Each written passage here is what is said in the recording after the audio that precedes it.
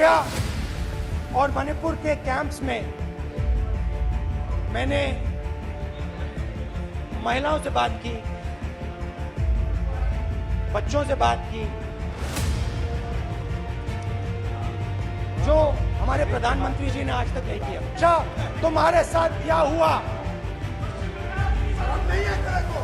वैसे ही 1 सेकंड में वो कांपने लगी। उसने अपने दिमाग में वो दृश्य देखा और वो बेहोश हो गई। मेरे सामने कांपती हुई बेहोश हो गई। तो ये मैंने आपको सिर्फ 2 उदाहरण दिए हैं।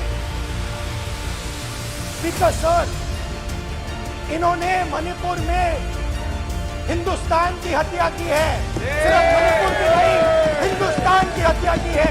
प्लीज बैठिए। माननीय सदस्यगण, जिस तरीके का व्यवहार आप टेबल पर आकर कर रहे हैं, इस तरीके से सदन नहीं चलेगा। ये तरीका ठीक नहीं है। जब मैंने किसी को कहा है तो कहा है, ऐसे सदन नहीं चलेगा।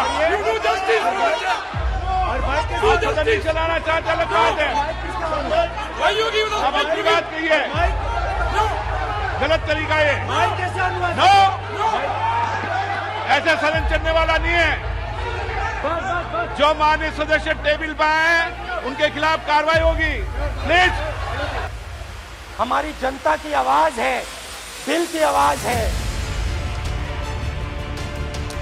उस आवाज की हत्या आपने मणिपुर में की। इसका मतलब भारत माता की हत्या आपने मणिपुर में की। भारत माता को आपने मणिपुर के लोगों के मारा। आपने मणिपुर के लोगों को मारकर भारत की हत्या की है। आप देश द्रोही हो, आप देशभक्त नहीं हो, आप देश प्रेमी नहीं हो, आप देश द्रोही हो। आपने देश की हत्या मणिपुर में की।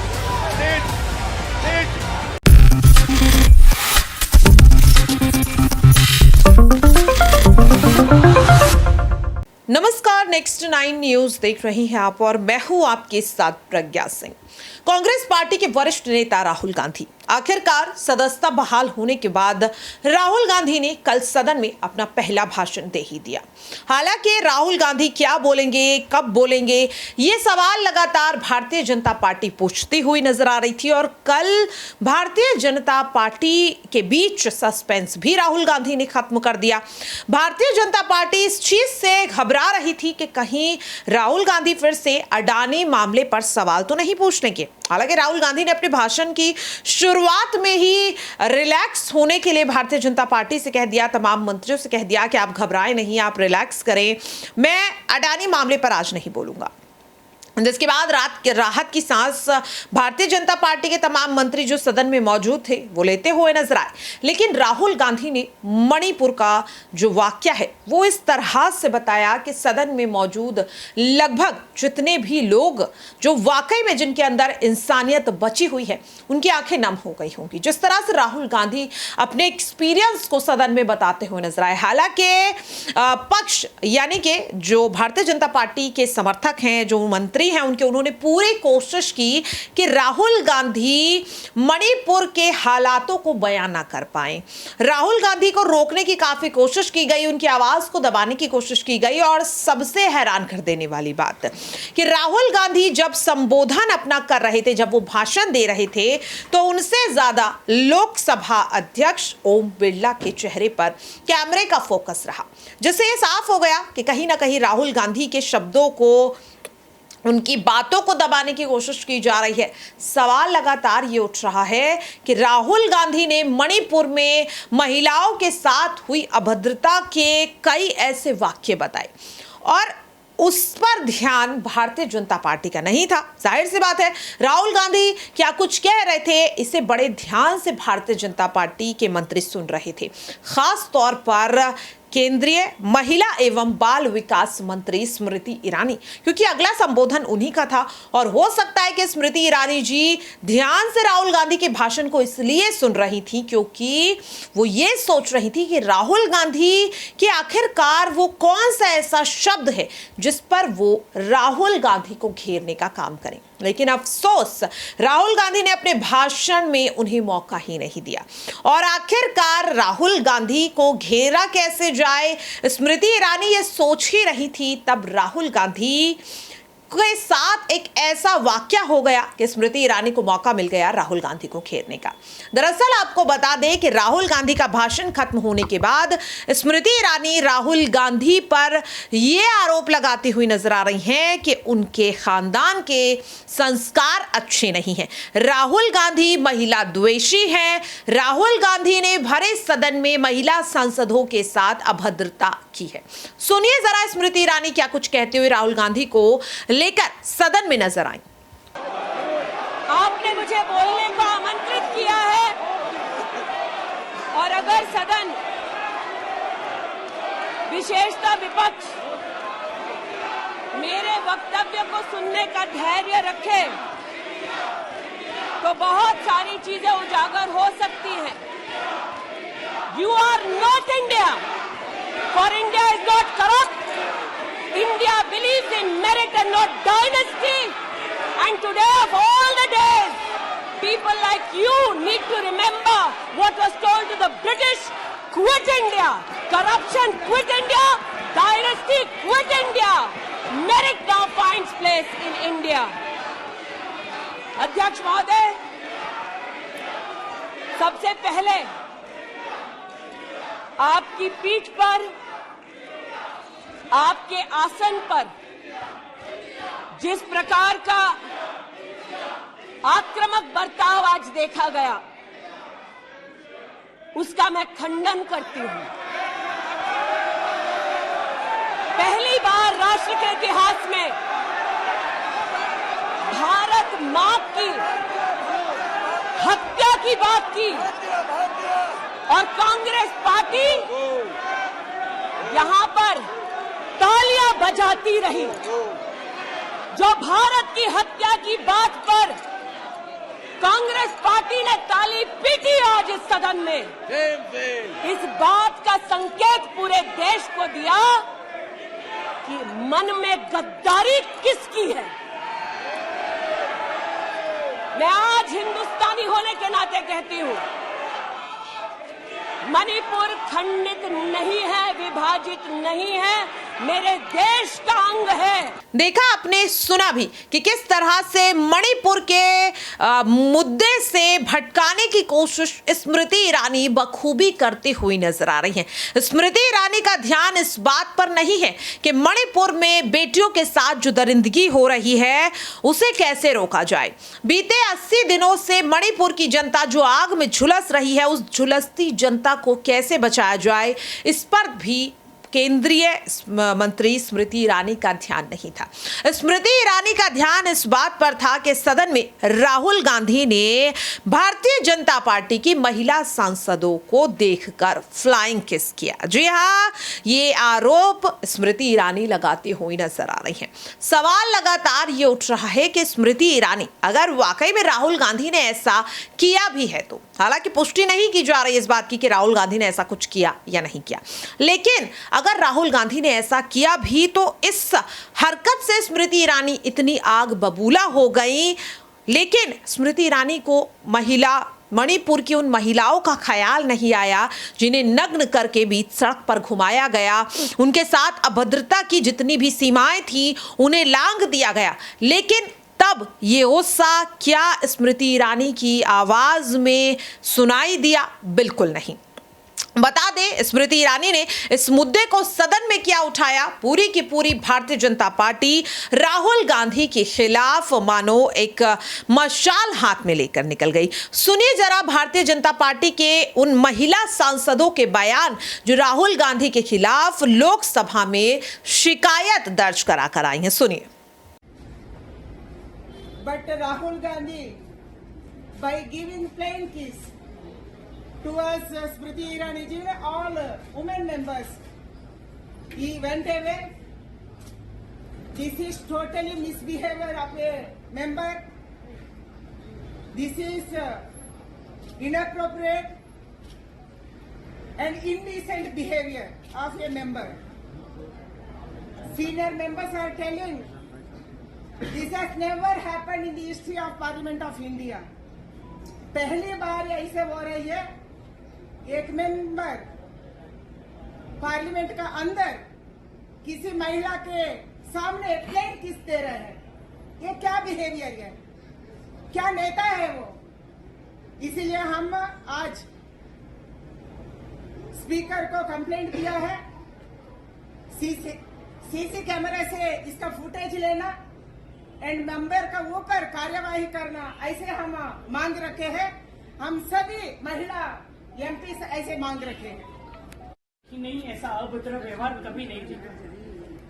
जो पार्लियामेंट को एक मंदिर की तरह प्रधानमंत्री जी जब यहाँ प्रवेश करते हैं, उनको हम लोग मंदिर मानते हैं, उसी जगह पे अपना वक्तव्य खत्म करने के बाद में वो किसी की बात सुनना नहीं चाहते थे। उनकी बातें जब उन्होंने खत्म करी, सरकार के प्रति अविश्वास दिखाया और जब स्मृति ईरानी जी ने बोलना शुरू किया, उसी समय उनको लग रहा था कि उन्होंने बाजी मार ली है और विनिंग विक्ट्री के साथ में बाहर निकलते निकलते उन्होंने जो फ्लाइंग किस का जो एक एक्ट किया, हमने कभी नहीं देखा। कभी पार्लियामेंट के अंदर आंख मारते हैं, कभी ऐसा अभद्र व्यवहार करते हैं। जो हम महिला सांसद, जो महिला और हमारी भारत की संस्कृति हम अगर बात करें तो हमारे व्यवहार आचरण में ये बात कभी नहीं आती। तो इसका हम सख्त पुरजोर विरोध करते हैं और आज हम लोगों ने स्पीकर को हमारी ओर से सभी महिला सांसद की ओर से ये एक पत्र दिया है कि आप आपका फुटेज निकालिए और जब ये बात निकलकर सामने आएगी तब आप लोगों को भी ये पता चलेगा कि कैसे बिहेवियर होता है। पहले भी प्रधानमंत्री जी बोल रहे थे, तब आंख मारना उनका जो एक बिहेवियर था वो सबने, पूरी दुनिया ने देखा है।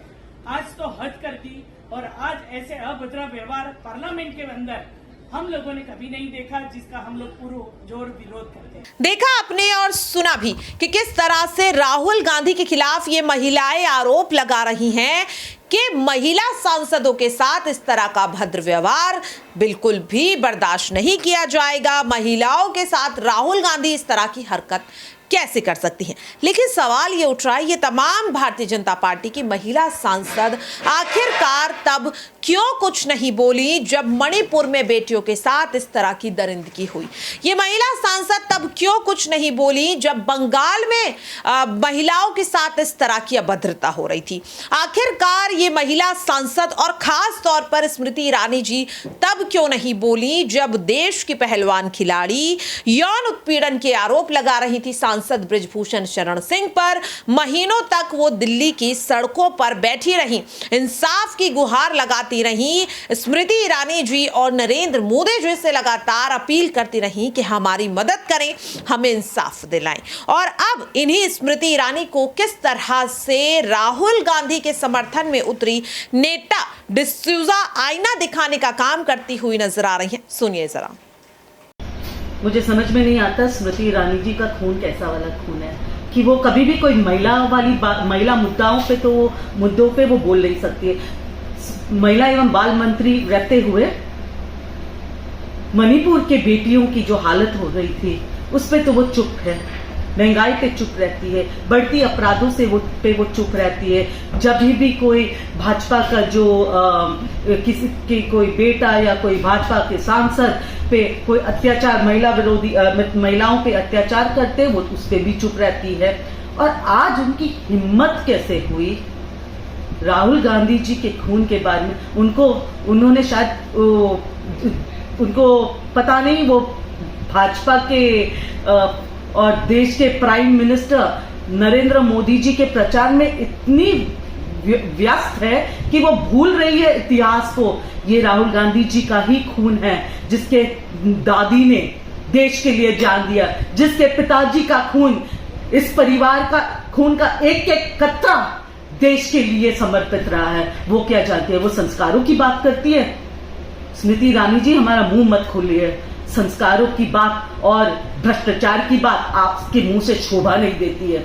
भ्रष्टाचार की बात करनी है तो याद कीजिए आपके खुद के गोवा के सिली सोल्स रेस्टोरेंट की। और रही बात संस्कारों की, मोना जी के लिए हमारा दिल अभी भी उनके लिए हमें सम्मान है, इसलिए कृपया करके ये, क्योंकि सास भी कही बहुती का सीरियल नहीं चल रहा है इस पार्लियामेंट में, नौटंकी करना बंद कर दे और अपना फर्ज निभाओ। आप आज देश के महिला एवं बाल विकास मंत्री हो, वरना इतिहास याद रखेगा आपको महिला एवं बाल विनाश मंत्री के रूप में।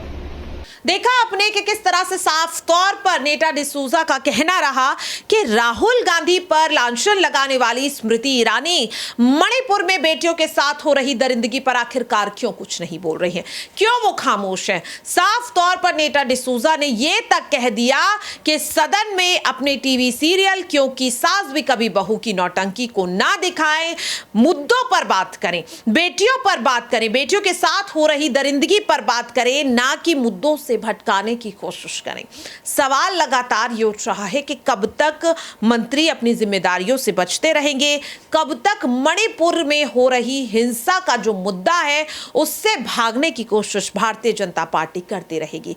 दर्शकों, सवाल हमेशा सत्ता पक्ष से पूछा जाता है, विपक्ष आखिरकार कुछ क्यों नहीं कर रहा, यह सवाल स्मृति ईरानी जी कैसे पूछ सकती हैं। महिला और बाल विकास मंत्रालय तो उनके पास है, महिलाओं की और बच्चों की जिम्मेदारी तो स्मृति ईरानी के पास है। फिर आखिरकार वो राहुल गांधी पर कैसे सवाल उठा सकती हैं कि राहुल गांधी के मणिपुर जाने से हिंसा बढ़ गई, राहुल गांधी ने आग को और ज्यादा हवा देने का काम किया। ये तमाम आरोप राहुल गांधी पर स्मृति ईरानी लगातार लगाती हुई नजर आ रही हैं।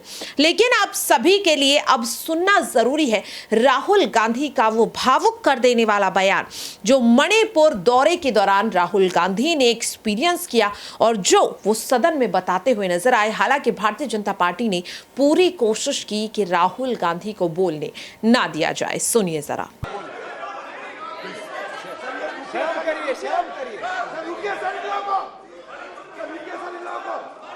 जैसे ही मैंने उससे सवाल पूछा तुम्हारे साथ क्या हुआ, शर्म नहीं है तेरे को, वैसे ही एक सेकंड में वो कांपने लगी। उसने अपने दिमाग में वो दृश्य देखा और वो बेहोश हो गई, मेरे सामने कांपती हुई बेहोश हो गई। तो ये मैंने आपको सिर्फ 2 उदाहरण दिए हैं। स्पीकर सर, इन्होंने मणिपुर में हिंदुस्तान की हत्या की है, सिर्फ मणिपुर की नहीं हिंदुस्तान की हत्या की है। इनकी राजनीति ने मणिपुर को नहीं हिंदुस्तान को मणिपुर में मारा है, हिंदुस्तान को कत्ल किया है, हिंदुस्तान का मर्डर किया है मणिपुर में।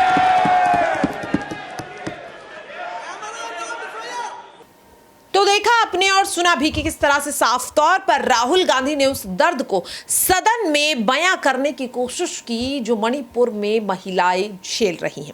सवाल दर्शकों आपसे यही है कि राहुल गांधी पर जो आरोप लगा रही हैं स्मृति ईरानी, क्या वो सही है या फिर स्मृति ईरानी मणिपुर पर चर्चा से मुद्दे को भटकाने की कोशिश कर रही हैं।